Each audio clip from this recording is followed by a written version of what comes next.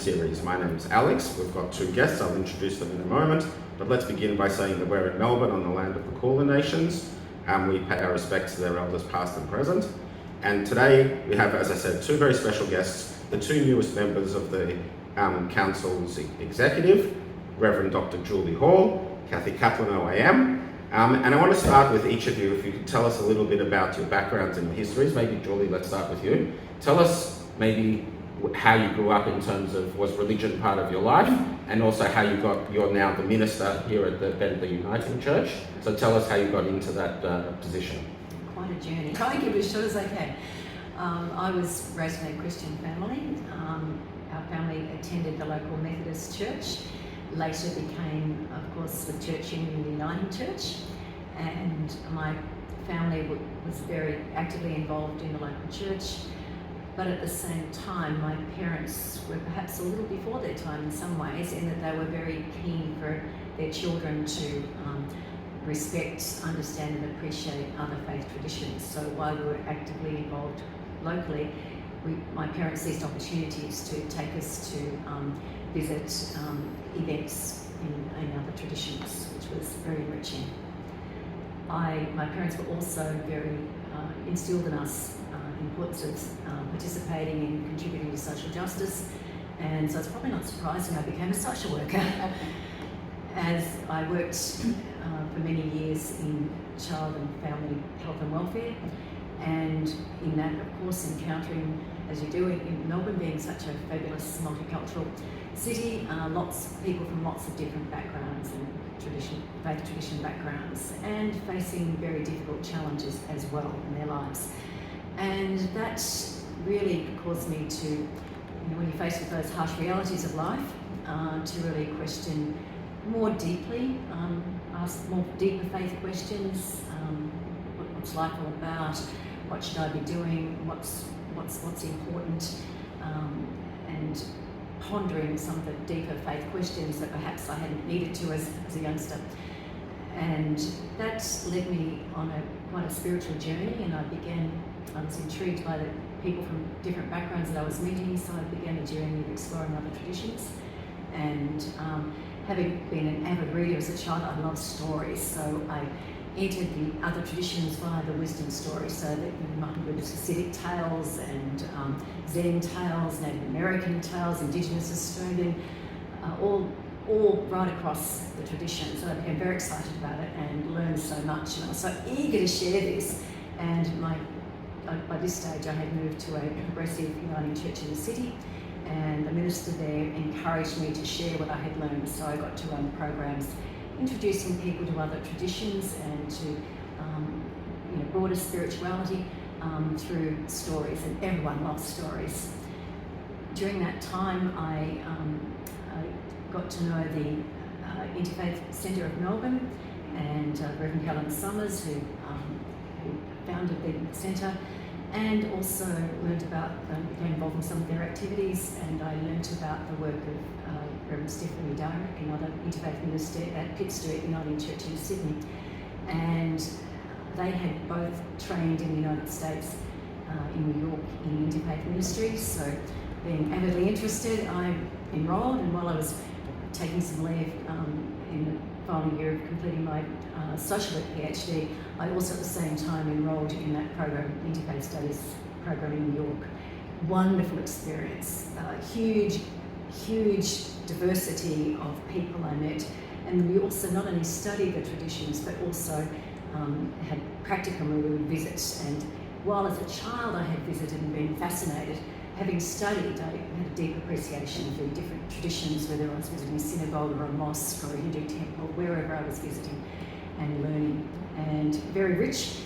And perhaps counterintuitively, I found that it really, some people fear that learning about other traditions can somehow dilute your depth of faithfulness to your own tradition. Had the opposite effect. It has that effect on me as well. Same with me. Absolutely. So I found myself thinking, now, the Hindu tradition deals with this spiritual issue, this question, this way. What does my faith say about that? Mm-hmm. And I realised that I really knew far less about my own tradition than I had assumed I had. Mm-hmm. And so when I graduated from that program. On the plane coming home back to Melbourne from New York, I made a commitment to myself that I would straight away enrol in the University of Divinity's Master of Divinity program, which was a theology program, and I entered the Uniting Church Theological College. Did that online because I was still returned to my day job, reality check, back to my day job in social work, which I enjoyed and still found challenging. But increasingly, as I studied more and more the subjects, I felt more and more called to ordained ministry. And so the upshoot is that I candidated and was ordained as a Uniting Church minister about 7 years ago. And you've been here since then? I've been here since then and did my first placement, and I must say that during my candidacy, that's when I had the opportunity to meet up with the Uniting Church Synod's working group for Christian-Jewish relations. We'll come back to that. We'll come back to that. We'll come back to that. A bit later. Yeah. Okay. So over to you, Kathy. Tell us a little bit about your history and how you grew up as a Jewish woman in Melbourne, but also you founded a charity. So tell us a little bit about that charity as well. Oh, you've asked a lot of questions. Yes, there. I know it's a lot. Okay, well, I'm a daughter of a Holocaust survivor and grandparents, who are no longer here, of course, but they survived quite miraculously as a nuclear family in very difficult circumstances. My parents met in Israel. My father was, according to my grandfather, the only non-Jewish person in Israel at the time. So I grew up in a mixed household, and that was a real blessing and very unusual at the time. So my sister and I were raised with, some people celebrate this way, some people celebrate that way. So we had a Christmas tree, but we had Hanukkah. We had the Easter Bunny visit, but we had Passover. And so we grew up that way. And Was your father religious at all? No, neither was at the time. No. So it was more, this is an awareness. We were also shown real life and other people's ways as well.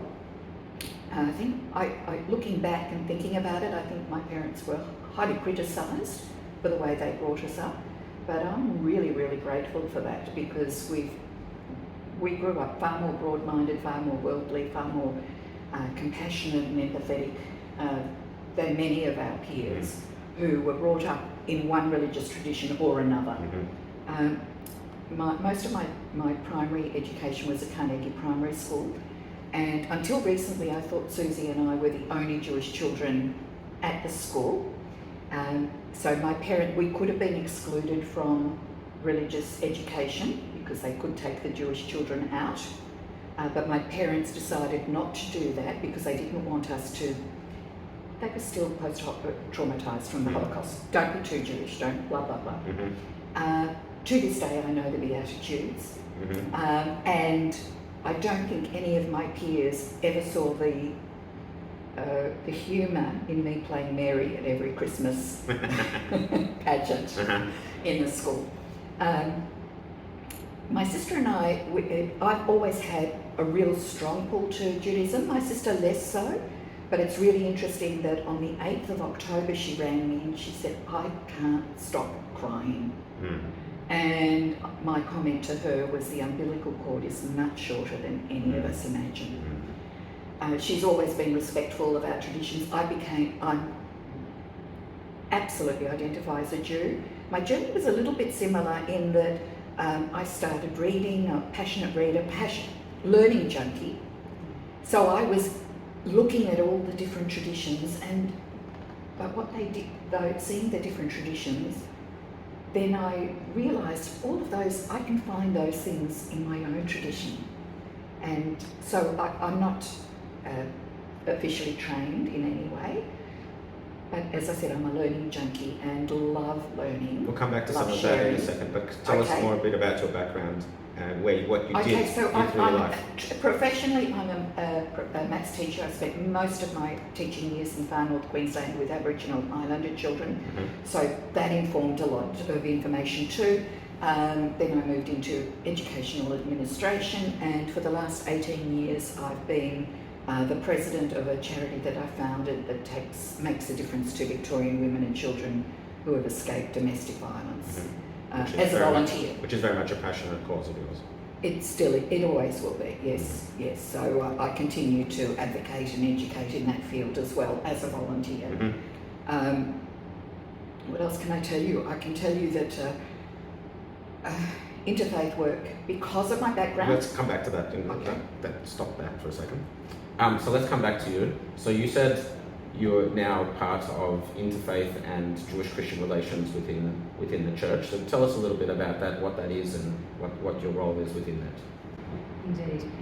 I was fortunate while I was a ministry candidate to meet up with the Rev Parkinson, the late John Bodicum, Ed Carter and Graham McAnally, who were part of the Uniting Churches Victas Synod's working group for Christian-Jewish relations.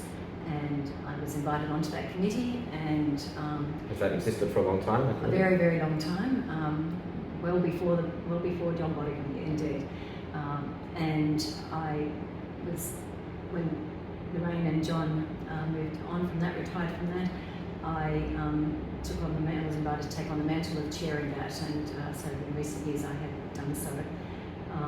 It's an opportunity to help promote better understanding within the church and beyond of how we understand our relationship with Judaism, to help eliminate notions of supersessionism and the like, and really appreciate and learn about and build relationships with one another. I think it's very important. Some of the we know what anti-Semitism has resulted in the world, and continues to, and some of the mistaken biblical interpretations have not helped, have perhaps contributed to misunderstanding, which can lead to prejudice. It doesn't always lead to anti-Semitism, but it can. And I think it's an opportunity to do that and build friendships and link with other organisations doing similar work across interfaith networks. Okay. And Kathy, I know that in your history you've been a synagogue president and you're still involved in various synagogue activities and write posts on portions and things like that. So where do you think that comes from? And if you can relate to what you were saying before about connecting that to some of the interfaith work you were talking about. Well, I've also been highly involved with different interfaith communities, especially with doing tours at the Jewish Museum and working with JCMA, Jewish Christian Muslim Association, which is now closed, which I think is really, really sad. Really loved that and thought that was incredibly important work when you've got a Christian, a Jew and a Muslim standing shoulder to shoulder as friends, talking to a group of students. And there was one particular incident. One of my Muslim colleagues who I was really friendly with, she was habitually very late, but actually it was really good because when she would arrive, she and I would naturally rush to each other to give each other a hug, and that was really important for the people to see, especially when I would then tell them that my brother is actually been killed by a suicide bomber in the early 90s. So it put opened up other doors of conversation, but to show that, and I learned that from my mother. I can remember asking Mum why she didn't hate all Germans, and her response was, the ones who hurt us are not here today. So I loved my interfaith work. I loved working at the Jewish Museum as a volunteer, of course, working. Especially loved leading the groups of educators, especially from Catholic churches. As Catholic schools, I really, really loved that. And I forgot your question. And where do you think you said you've always had a connection to Judaism, but where do you think your knowledge and information comes from? You've been, as I said, writing Torah portions and synagogue president, and where do you think that comes from? Avid reader, avid listener to going to lectures, avid podcast listener now. I've got an absolute girl crush on Amy Jill Levine. Can't get enough of her. I think the first time I saw her was the first time you did. We were sitting together, yes.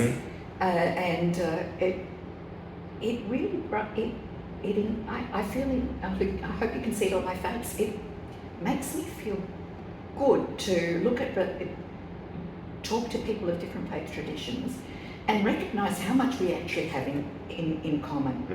Mm-hmm. And when I talk to students, for example, when they come to the synagogue and they ask this, and they often don't know that we all believe in the same God. Mm-hmm. You know, the analogies I have that make sense to them, like, Mm-hmm. what does your mother call you when she's madly in love with you? What does she call you when you're in really, really, really big trouble? And what do your mates call you? Different names, same person. Mm-hmm. Different names for the divine, same basic concept. Mm-hmm.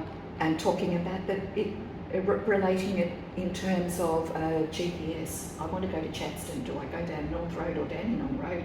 I'm still going to get to Chadstone. Mm-hmm. Slightly different routes, and we've all got the same goal. And that's my personal belief, that I think all world religions teach us, their aim is to teach us how to be the best human beings we can be. So that's my personal theology. And so I like to share that. And if people disagree with me, that's fine.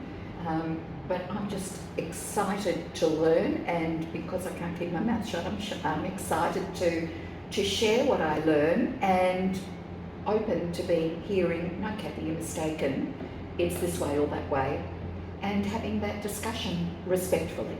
So my last question was going to be why you think interfaith is important. I think you've answered that very succinctly and very eloquently. But maybe you can tell us, give us another example of some of the interfaith work that you've done and why it's made an impact to you, or what you hope to achieve now that you've joined a new committee that works in the interfaith space. You can answer that however you think you like. Okay. Can I give you another example of my faith with my work with JCMA? Sure. The three of us were speaking to some 8-year-olds in a Catholic school. And we're 60, 70 years post-Vatican II, something like that. And with the primary children, we always start with, well, one of us is Jewish, one of us is Christian, one of us is Muslim. I wonder which is which, and tell us why. So my Christian friend was definitely Christian because she was wearing Jesus sandals. My Muslim colleague was definitely Muslim because he was black. So by process of elimination, I was therefore Jewish. Till one little girl said, but you don't have horns. And oh my goodness, did I forget to put them on? Remember, I'm talking to 8-year-olds. And she said, no, they grow. I said, come and check. And she did. She came and ferreted in my hair and looked at her class and said, no, she's normal. Now, if it had been a year 12 class, I would have probably said, well, that's debatable. But with 8-year-olds, I said, yes, of course. But what surprised me was, well, I guess it didn't surprise me, is that we're change in perceptions, and how you were talking about, misinterpretations or alternative interpretations can lead to difficult attitudes sometimes. How long that takes to change. What I was shocked about that was, firstly, I was shocked that she said that, because where did she get that from? Home. I was more shocked that the teacher said nothing. And I was even more shocked when we went to another group for Year 9 girls, and my Muslim friend and I, we went together. She's hijabi wearing, I'm not. And when we arrived, a teacher raced up to us, grabbed my hands and said, Kathy, I'm so pleased to meet you. I have never met a Muslim in my life. And Rose and I looked at each other, looked at her, and she said, I made a mistake, didn't I? And I said, yes. And she said, my husband tells me I'm stupid. It was really hard not to say he was right. But I asked her, what does she teach? She teaches computer science, so she's not living in a total bubble, and religion. So on the way home, Rose and I agreed that we weren't there to educate the children. We were there to educate the teachers. And I think there's a lot of education that needs to be done. To take it back to your story, maybe tell us something that's inspired you in some of the work you've done within the interfaith relations. You, in a sense, if I can summarise, you almost fell into it, I mean, you've been doing it your whole life, but in terms of the role you have now, you somewhat fell into it. So maybe something that's inspired you over that journey, and what you hope to continue doing that, and maybe we'll end on that. Patty mentioned JCMA. I've been on the board of the JCMA in recent times, and prior to that I was invited by the JCMA to participate in what was called a joint journey to Jerusalem, which involved for Christian women, for Muslim women, and for Jewish women. It was specifically the women's trip. It was a women's trip, absolutely. That was with Di Hirsch and Di, yes. indeed, yes.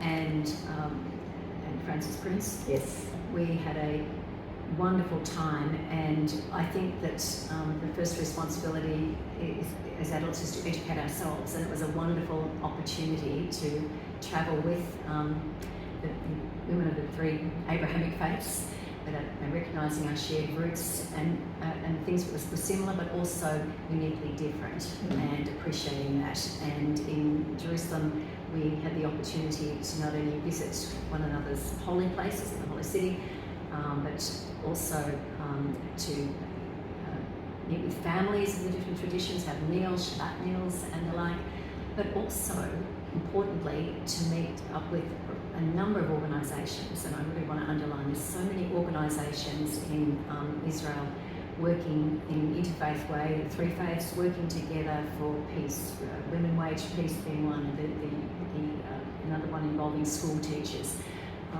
across the traditions. So many people working so hard in a collaborative way, working to build understanding, build bridges, and that was incredibly inspiring. And when we returned, we spent a year, the group of us, sharing our story, not among various faith traditions, but also organisations outside of faith traditions. Really, I guess, adult education. But the important thing, I think, was our own learning. And I think you've got to learn yourself and explore, being in a situation where you don't know, where you get it wrong, where a friend in the other faith corrects you and helps you better understand or develop a deeper understanding. And it's from that sort of position of humility, I think we're able to respectfully teach and share with others. It's exciting, isn't it? It is. It's exciting to learn and to share and to relearn and unlearn. And the other thing I can say is that as much as an organisation like JCMA has collapsed here in Australia, many of those organisations in Israel, even in the post-October 7 world, are still working very hard to achieve the aims you've spoken about.